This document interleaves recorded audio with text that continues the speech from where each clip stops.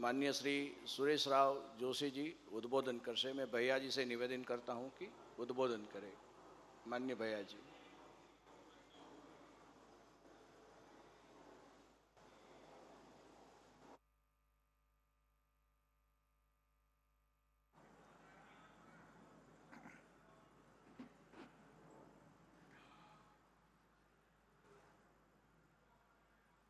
हिंदू आध्यात्मिक एवं सेवा संस्थान के द्वारा आयोजित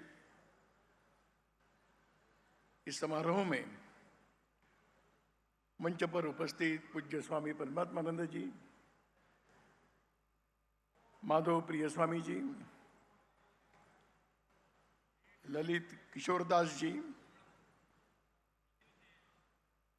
विजय बापू जी, अपने राज्य के मुख्यमंत्री आदरणीय भूपेंद्र भाई, चंद्र प्रकाश द्विवेदी जी, स्वागत समिति के सभी सदस्यगण, आदरणीय गुणवंत सिंह जी एवं इस कार्यक्रम में उपस्थित सभी बंधुओं तथा बहनों, हम सबका बड़ा भाग्य है कि भारत जैसे देश में हमारा जन्म हुआ है। ये पुण्य भूमि है, ये देवताओं की भूमि है, ये संत और सन्यासियों की भूमि है। यहाँ त्याग और समर्पण का ही संदेश देने वाली ये भूमि है। उस भूमि में हम सबका जन्म हुआ है।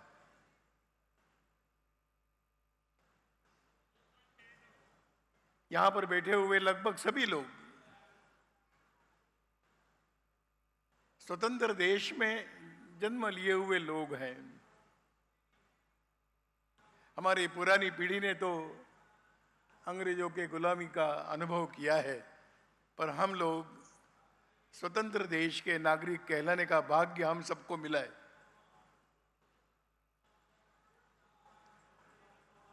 जब इस देश में एक परिवर्तन का चक्र प्रारंभ हुआ,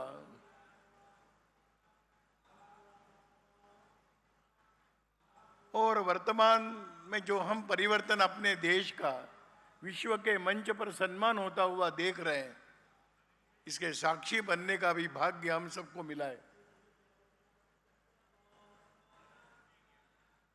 सब महात्माओं की, मंच पर बैठे हुए सभी महापुरुषों की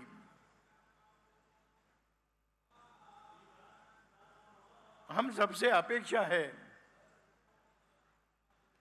कि हम इस परिवर्तन के मूक साक्षी न बने, इस परिवर्तन को लाने के लिए सक्रिय सहयोगी बने, यह हम सबसे अपेक्षा है।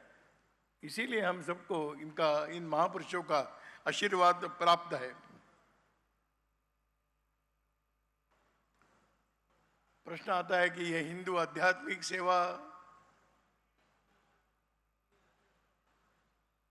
दुनिया भर में एक अनावश्यक भ्रम है कि सेवा करने वाले कुछ चयनित लोग होते हैं, परंतु भारत में एक परंपरा, एक प्राचीन परंपरा है। आज भी लगभग 1 करोड़ के आसपास लोग अन्नदान पाते हैं। वो गुरुद्वारे में होगा, वो भंडारे लगते हैं, लंगर है, कई प्रकार की व्यवस्थाओं में जाते हैं और ये अन्नदान को पुण्य मानते हैं। अन्नदान मतलब भिक्षा नहीं है, प्रसाद के रूप में लेते हैं। आज हम अनुभव कर रहे हैं कि भारत के अंदर धार्मिक आध्यात्मिक संस्थाएं केवल पूजा पाठ और कर्मकांड अनुष्ठान तक सीमित नहीं रही, तो विद्यालय, चिकित्सालय, संस्कार केंद्रों की अच्छी व्यवस्थाएं, वेदों की शिक्षा देने वाले गुरुकुल, कई प्रकार के काम आज अपने यहाँ पर संतों के मार्गदर्शन से हो रहे हैं, ये बात नई तो नहीं है। इसलिए जब हम हिंदू कहते हैं तो कई बातों का समावेश होता है। हिंदू यानी धर्म है, हिंदू यानी अध्यात्म है, हिंदू यानी कोई एक विचार है, हिंदू यानी कोई एक जीवन शैली है, जीवन के मूल्य है और एक सेवा है। हिंदू केवल मंदिरों में जाने वाला और केवल कर्मकांड करने वाला नहीं, तो ये सभी प्रकार के पहलुओं से हिंदू की पहचान बनी है। जब हम धर्म की बात करते हैं तो उसका केंद्र बिंदु तो मानवता है। जब हम धर्म की बात करते हैं तो उसका संदर्भ कर्तव्य से जोड़ा जाता है। जब हम धर्म की बात करते हैं तो उसका संबंध कहीं न कहीं परस्पर सहयोग सहकार से संबंध आता है। जब हम धर्म की बात करते हैं तो सत्य और न्याय की बात करते हैं। धर्म की रक्षा के लिए चाहे जिस प्रकार के कदम उठाने के लिए हिंदू समाज हमेशा सिद्ध रहा है, जिसको लोग अधर्म के श्रेणी में डालेंगे, ऐसे कार्य भी धर्म की रक्षा के लिए करने पड़ते हैं। हमारे महापुरुषों ने किए हैं। उसका बड़ा उदाहरण महाभारत का युद्ध है। कौरवों का पक्ष था, पांडवों का पक्ष था। कौरवों का पक्ष अधर्म करने वाला माना गया और पांडव धर्म के पक्ष में खड़े थे। युद्ध के सारे नियम तो कौरवों ने पालन किए, पांडवों ने तो युद्धों के नियमों को एक तरफ रखते हुए अधर्म पर विजय प्राप्त करने के लिए अपने व्यक्तिगत सारी बातों को समर्पित करते हुए अधर्म को समाप्त करने का काम किया है। तो ये धर्म और अधर्म का विवेक जो सिखाता है धर्म है।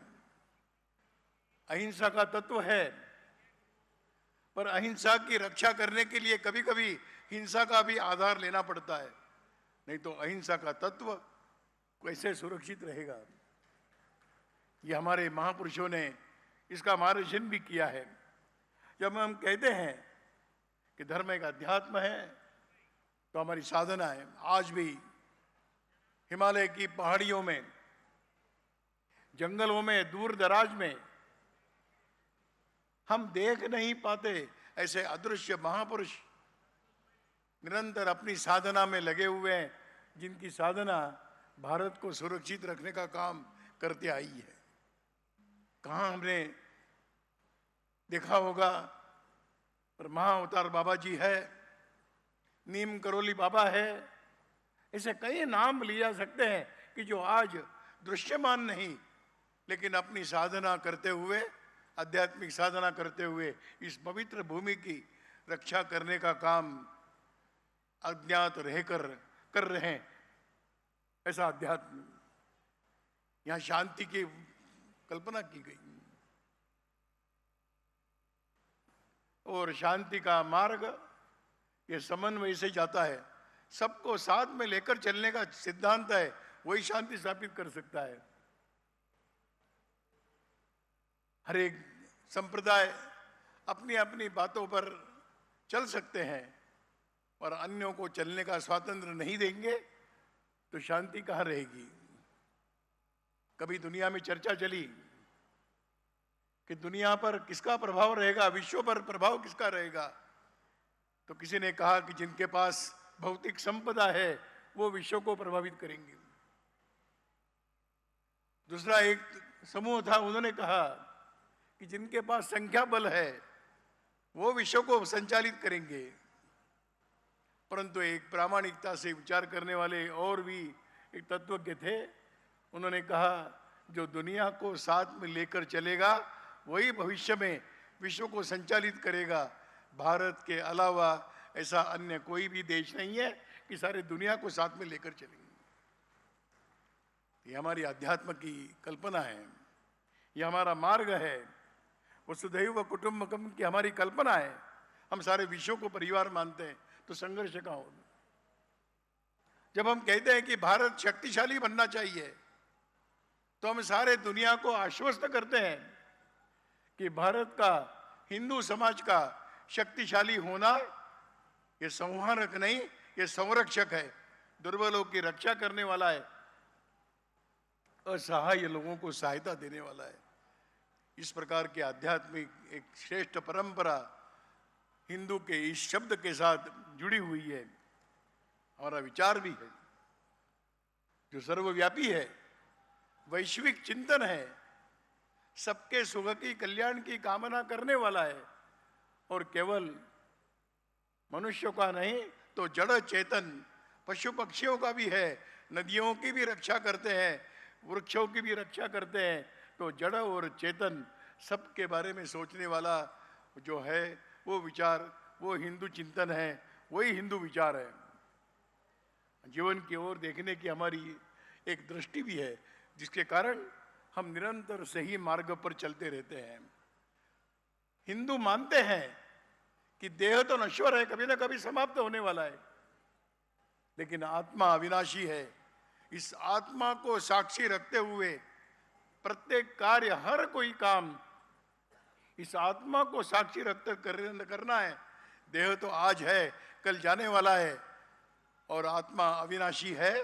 यही एक सिद्धांत हमको आगे बताता है कि बार बार हमें जन्म मिलने वाला है, और हम सब लोग अपेक्षा करते हैं, भगवान से प्रार्थना करते हैं कि हमको बार बार जन्म मिले, और इसी भारत भूमि में मिले, इसी विचारधारा के साथ हमारा जन्म हो। इतना विचार, इस विचार को चलने के लेकर चलने वाला हिंदू, और ये वैश्विक, सर्वकालिक, शाश्वत है।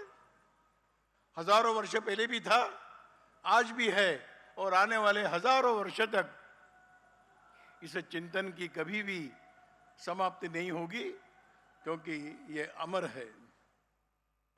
महर्षि अरविंद ने, श्री अरविंद ने कहा कि भारत ये मृत्युंजय भारत है, जिसने मृत्यु पर विजय प्राप्त की है। स्वामी विवेकानंद ने आगे चलकर कहा कि ये मृत्युंजय भारत है, यहाँ पर रहने वाले सभी अमृत पुत्र है, और अमृत पुत्र जो होते हैं वो कभी समाप्त नहीं होते। अमृत पुत्र ये हमेशा भिन्न भिन्न प्रकार की भूमिका निर्वहन करने के लिए इस भूमि पर आते रहते हैं। हम सबको गर्व है कि हम उस अमृत पुत्र के अंश हमारे अंदर भी है। हम उस प्रकार का आनंद अनुभव करते हैं, हम गर्व अनुभव करते हैं, और इसलिए इस प्रकार के इस चिंतन को लेकर चलने वाला ये हिंदू, और इसलिए कुछ मूल्यों पर चलता है। प्रामाणिकता हमारे जीवन का मूल्य है, न्याय हमारे जीवन का मूल्य है, चारित्र्यशील हमारे जीवन का मूल्य है, सेवा हमारे जीवन का मूल्य है, परस्पर सहयोग ये जीवन का मूल्य है। ऐसे मूल्यों पर चलने वाला ये हिंदू समाज सेवा भी करना स्वाभाविक है। हमारे यहाँ पर जन्म से ही, और माताएं चींटी को भी चीनी डालती है, आटा डालती हैं, गुड़ डालती हैं, दरवाजे पर आई हुई गाय को भी रोटी खिलाते हैं, कौवा आता है उसको भी खाने के लिए खिड़की में कुछ रखते हैं।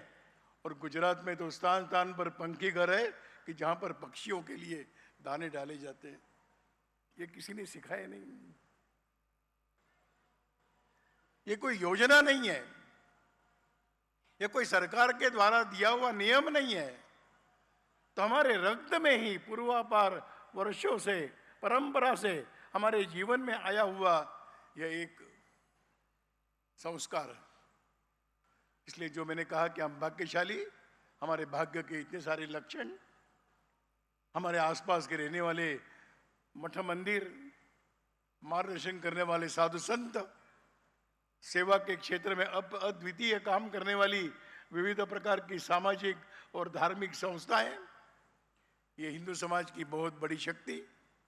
इस शक्ति की अनुभूति इस प्रकार के आयोजनों में होती है। कर्णावती में ये आयोजन परिश्रम पूर्वक हो रहा है, देश के अलग अलग स्थानों पर भी होता है। मैं समझता हूँ कि ये हम सबके लिए ऊर्जा देने वाला कार्यक्रम है, दिशा देने वाला कार्यक्रम है, हमें भी इस सन्मार्ग पर चलने की प्रेरणा देने वाला कार्यक्रम है। और जो इसमें सम्मिलित होते हैं सबको विश्वास होता है कि हिंदू समाज भी एक सेवा का बहुत बड़ा श्रेष्ठ कार्य अपने द्वारा हो रहा है। अन्यथा लोग मानते हैं कि ये तो चर्च का काम है, ये तो मिशनरियों का काम है, हम तो केवल पूजा पाठ करने वाले।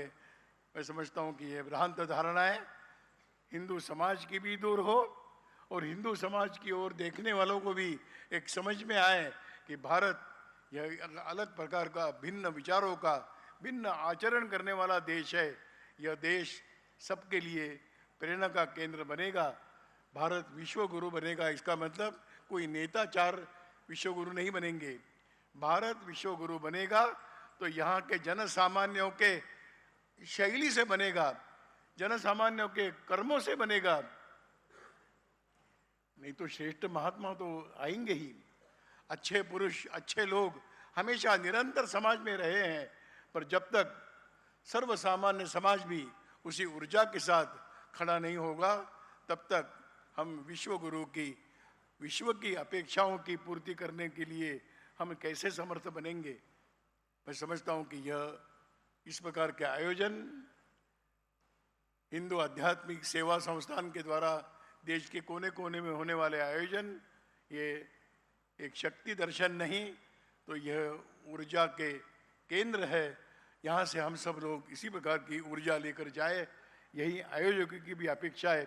मैं अंत में सभी आयोजकों को, जिन्होंने इस कार्यक्रम का सफल करने के लिए परिश्रम किया है, श्रेष्ठी जन हैं, संतों के आशीर्वाद प्राप्त किए हैं, परिश्रम पूर्वक इस सारे आयोजन में लगे हुए हैं, उन सबका अभिनंदन करता हूं। और मुझे यहाँ आने का अवसर दिया, इसलिए उनको धन्यवाद भी देते हुए आप सबके अंदर के हिंदुत्व को नमस्कार करते हुए मेरी बात पूरी।